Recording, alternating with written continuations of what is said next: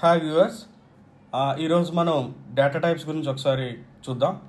So ఇంతకుముందు programme మనం hello world చేసాం కదా. ఈ ప్రోగ్రాంలోని మనం కొంచెం మోడిఫికేషన్స్ చేసి డేటా టైప్స్ ఏంటనే చూద్దాం. సో డేటా టైప్స్ అంటే integer, string, character, Boolean, float, double. So ఇలాంటివన్నీ డేటా టైప్స్ అంటాం. సో అంటే ఏంటంటే, సో డేటా టైప్స్ అంటే ఇంటీజర్ అంటే 1, 2, 3, 4, 5, 6 ఇలా న్యూమరిక్స్ అన్నీ డేటా టైప్స్ అంటాం. అలాగే క్యారెక్టర్ అంటే A, B, C, D, E, F అంటే ఈ ఆల్ఫాబెట్స్ అన్నిటిని మనం క్యారెక్టర్ అంటాం. అలాగే స్ట్రింగ్ అంటే collection of characters. So collection of characters అంటే ఇప్పుడు సపోజ్ హలో వరల్డ్ తీసుకుందాం. హలో వరల్డ్ కదా. సో ఇక్కడ ప్రతి క్యారెక్టర్ కూడా కంబైన్డ్గా ఒక స్ట్రింగ్ ఫామ్ అయింది. సో ఈ కలెక్షన్ ఆఫ్ క్యారెక్టర్స్ని స్ట్రింగ్ అంటున్నాం మనం. సో ఇక్కడ కూడా వరల్డ్ అనేది ఒక స్ట్రింగ్, హలో వరల్డ్ అనేది ఒక స్ట్రింగ్. కంబైన్లీ ఈ వరల్డ్ ఇదంతా హలో వరల్డ్ అనేది ఒక స్ట్రింగ్ అనొచ్చు. అలాగా నెక్స్ట్ ఏంటంటే ఫ్లోట్ ఎలా ఉంటుందంటే డెసిమల్ వాల్యూస్లో ఉంటుంది ఇది. సో 1.0. సో పాయింట్ వాల్యూస్ అన్నిటిని మనం ఫ్లోట్గా డిక్లేర్ చేస్తాం. సో ఇక్కడ ఫ్లోట్ అంటాం. సో ఫస్ట్ అయితే మనం ఇంటీజర్స్ చూద్దాం. ఇంటీజర్స్ తర్వాత క్యారెక్టర్, తర్వాత మిగతా డేటా టైప్స్ చూద్దాం. ఓకే, ఫస్ట్ అసలు వీటిని ఎక్కడ డిక్లేర్ చేయాలి, ఎక్కడంటే ఫస్ట్ ఈ ఫంక్షన్ లోపల ఎంటర్ ఇచ్చి ఇక్కడ ఇంట్ అని రాయాలి. ఇంట్ ఏదైనా ఒక వేరియబుల్ డిక్లేర్ చేసుకోండి, వేరియబుల్ ఏ. ఓకే, డిక్లేర్ చేసిన తర్వాత సో ఆ వేరియబుల్లోని ఏదైనా ఒక వాల్యూ అనేది మనం పెడదాం. ఒక వాల్యూని పెట్టాలంటే ఫస్ట్ ఏ ఈక్వల్ టు అని చెప్పి ఏదో ఒక వాల్యూ 12 అని ఇస్తున్నాను నేను. So A is equal to 12 అన్నప్పుడు ఏలోకి ఏ అనే వేరియబుల్లోకి 12 అనే నెంబర్ అనేది ఇన్సర్ట్ అవుతుంది. ఓకే, సో ఈ 12 నేను ప్రింట్ చేయాలి. సో 12 నేను ప్రింట్ చేయాలంటే ప్రింట్ఎఫ్ కమాండ్ని నేను యూజ్ చేయాలి. సో ప్రింట్ఎఫ్ కమాండ్ యూజ్ చేసేటప్పుడు దీన్ని ఎలా ప్రింట్ చేయాలంటే %d అంటే దీన్ని యాక్సెస్ స్పెసిఫైర్ అంటారు. సో మనం ఏ వాల్యూ ఇంటీజర్ కదా. సో ఇంటీజర్ని నేను ప్రింట్ చేసేటప్పుడు ఆ యాక్సెస్ స్పెసిఫైర్ కూడా ఇంటీజర్ యాక్సెస్ స్పెసిఫైరే ఉండాలి. సో ఇంటీజర్కి %d నేను వాడుతున్నాను, కామా నేను అక్కడ ఏదైతే డిస్ప్లే చేయాలనుకుంటున్నానో ఆ వాల్యూ ఇక్కడ నేను ఆ వేరియబుల్ నేను ఇక్కడ ఎంటర్ చేస్తున్నాను. సో ఏ అనేది నేను డిస్ప్లే చేయాలనుకుంటున్నాను, రైట్. సో నాకు అవుట్పుట్లో ఏం రావాలి, 12 అనేది డిస్ప్లే అవ్వాలి. Let us see, compile, done, execute, run. Yeah, so 12 అనేది నాకు డిస్ప్లే అయ్యింది కదా. So this is about integer data type.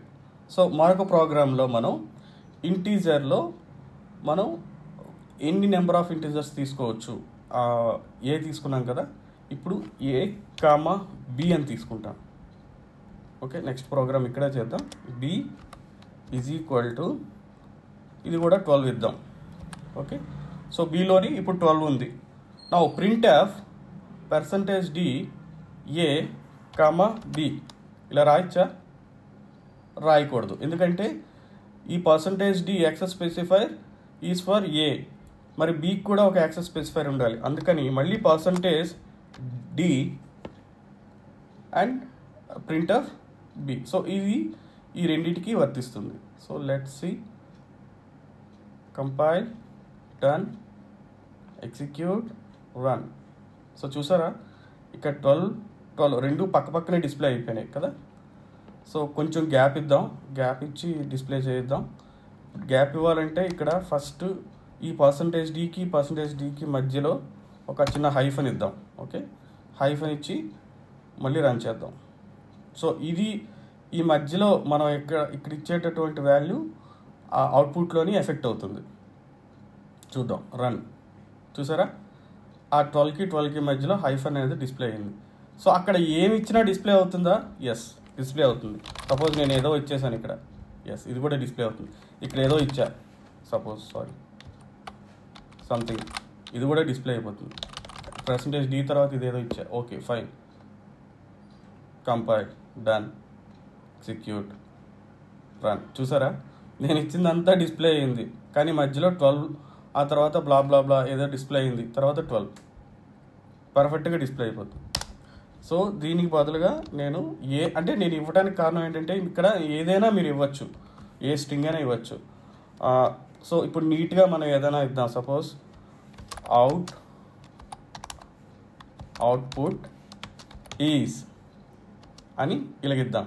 Okay, %d %d ఇలాగ చక్కగా ఒక ఫార్మేటెడ్ అవుట్పుట్ ఇద్దాం. So execute, compile, close, execute, run. చూడండి, అవుట్పుట్ ఈజ్ 12-12, రైట్. సో చాలా నీట్గా వచ్చింది ఇక్కడ డిస్ప్లే, రైట్.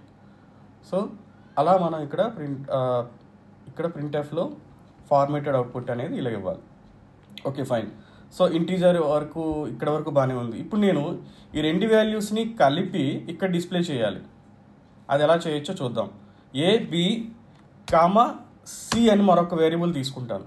ఓకే, ఈ C అనేది ఎందుకు తీసుకున్నానంటే ఈ Cలో నేను A వాల్యూ ప్లస్ B వాల్యూని కలుపుతాను. సో ఎడిషన్ చేస్తాను నేను రెండింటిని. సో అప్పుడు ఏమవుతుంది, Aలో 12 ఉంది, అలాగే Bలో 12 ఉంది కదా. సో ఇప్పుడు ఈ Bలో 13 చేద్దాం. అప్పుడు ఎంత డిస్ప్లే అవ్వాలి, 25 డిస్ప్లే అవ్వాలి మనకి. ఈ 25 అనేది Cలో నేను స్టోర్ చేస్తున్నాను కదా. ఇప్పుడు ఏం చేద్దామంటే ఎడిషన్ ఆఫ్ అని చెప్పి %d and %d is again %d. ఎందుకంటే ఇక్కడ నేను మళ్ళీ మరొక ఇంటీజర్ డిస్ప్లే చేయబోతున్నాను, అదే C. ఇది రిజల్ట్, ఇది నాకు C అనేది. ఓకేనా. So addition of 12 and 13 is C అంటే 25 అని డిస్ప్లే అవ్వాలి. చూద్దాం, compile, done, execute, run. Yeah, addition of చూడండి. So addition of 12 and 13 is 25 కదా, రైట్. ఓకే, సో నేను ఇక్కడ ఈ వేరియబుల్స్ని ఇలాగే డిక్లేర్ చేసుకోవచ్చా, నాకు నచ్చినట్టుగా రాసుకోవచ్చా, ఏదైనా మనం రాసుకోవచ్చు. నేను ఇక్కడ రిజల్ట్ అని రాయొచ్చు ఇక్కడ. సో ఆ రిజల్ట్ నేను ఇక్కడ రీప్లేస్ చేయాల్సి వస్తుంది. ఆ C ఉన్న చోటల్లా నేను రిజల్ట్ అని రాయాలి. సో దీన్ని కాపీ చేసి నేను ఇక్కడ పేస్ట్ చేస్తున్నాను. ఓకే, సో ఆ రిజల్ట్ నేను ఇక్కడ డిక్లేర్ చేశాను కాబట్టి అదే రిజల్ట్ నేను ఇక్కడ వాడుతున్నాను. సో చూద్దాం.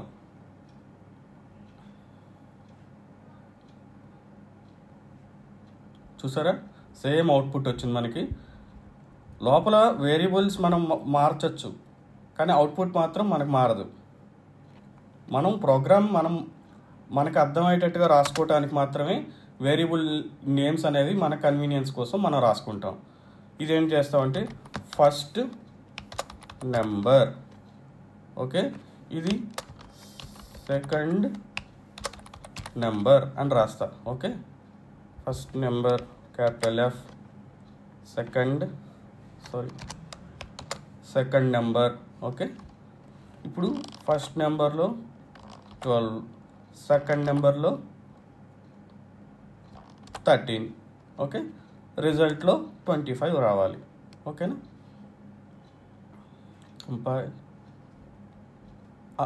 ఇక్కడ ఫస్ట్ నెంబర్ అనేది ఇక్కడ నేను చేంజ్ చేయలేదు, అందుకే నాకు సింటాక్టికల్ ఎర్రర్ వచ్చింది. అక్కడ A, Bలే ఉన్నాయి. సో A + B కాదు, ఇక్కడ first number plus second number. Fine. Now ఇక్కడ చూసారా, మీకు అక్కడ ఈ కిందన అవుట్పుట్ విండో కనబడుతుందా, ఇక్కడ చూడండి. అన్డిక్లేర్డ్ Aని డిక్లేర్ చేయలేదు అంటుంది, అలాగే అన్డిక్లేర్డ్ B, ఈ రెండింటిని డిక్లేర్ చేయలేదు అని చెప్పేసి అంటుంది. అంటే మనం ఇంటీజర్గా డిక్లేర్ చేసాం ఇంతకుముందు, కానీ ఇప్పుడు అవి లేవు కదా, అందుకని ఆ అవుట్పుట్లో ఎర్రర్ వచ్చింది మనకి. Now execute, compile. ఇక్కడ కూడా ప్రాబ్లమే, ఇక్కడ కూడా డిక్లేర్ చేయలేదు మనం Aని Bని. సో మనం ఫస్ట్ నెంబర్ A, అలాగే బి ప్లేస్లో second number. Okay, now execute, compile, done, execute, run. చూసారా అవుట్పుట్ అలాగే మనకి మారలేదు. Addition of 12 and 13 is 25. కానీ మనకి ప్రోగ్రామ్ ఎంత బ్యూటిఫుల్గా ఉందో చూడండి. Integer, first number, second number, result, ఇది డిక్లరేషన్ పార్ట్ ఇది. సో మనం ఇక్కడ ఒక చిన్న కామెంట్ రాద్దాం. Variable declaration. ఓకే, ఇక్కడ ఏంటంటే మరొక కామెంట్ రాసుకుందాం. assign first value. ఓకే, అలాగే ఇక్కడ మరొక కామెంట్ రాస్తాను. assign second value. ఓకే, అలాగే ఇక్కడ ఏం చేస్తానంటే add 2 values and store in result. So రిజల్ట్లో స్టోర్ చేస్తున్నాం అని చెప్పడం ఇది. ఓకే, సో ఇక్కడ కూడా నేను ఒక కామెంట్ రాస్తాను. Print the result. చూడండి, ఇప్పుడు ఎవరికైనా సరే ఈ ప్రోగ్రామ్ చూడటానికి చాలా నీట్గా అర్థమవుతుంది. ఈ కామెంట్స్ అనేది కోడ్ కామెంట్స్ అంటాం. మనం రాసే కోడ్ కామెంట్స్ చాలా ఉపయోగపడతాయి. సో ఇదేంటి ఎవరికైనా చూడంగానే అర్థమవుతుంది. ఇక్కడ వేరియబుల్స్, ఇవి వేరియబుల్ డిక్లరేషన్స్ చేసాం ఇక్కడ. ఫైన్, ఇక్కడ ఏం చేస్తున్నాం? అసైన్ ఫస్ట్ వాల్యూని అసైన్ చేసాం. అలాగే ఫస్ట్ నెంబర్ తర్వాత సెకండ్ నెంబర్, అసైన్ సెకండ్ వాల్యూని అసైన్ చేసాం. అలాగే రిజల్ట్లోకి మనం ఫస్ట్ నెంబర్ని సెకండ్ నెంబర్ని యాడ్ చేసి 2 వాల్యూస్ని యాడ్ చేసి మనం రిజల్ట్లో స్టోర్ చేసాం. రైట్, సో ఎంత నీట్గా ఉందో చూడండి ప్రోగ్రామ్. రైట్, సో ఇప్పుడు దీనివల్ల మన అవుట్పుట్ ఏమైనా ప్రాబ్లం అవుతుందా? నెవర్ అవ్వదు. చూడండి, చూసారు కదా. సో దీనికి ఆ అవుట్పుట్కి అసలు సంబంధం ఉండదు. మనం ఇచ్చిన ఇన్స్ట్రక్షన్స్ మీదే అది కాన్సన్ట్రేట్ చేస్తుంది. మిగతా ఇవన్నీ కూడా, ఈ కోడ్ కామెంట్స్ ఇవన్నీ మన డెవలపర్కి అర్థం కావడానికి మన ఫెసిలిటీ కోసం మనం రాసుకుంటాం ఇదంతా. So this is about integer data type.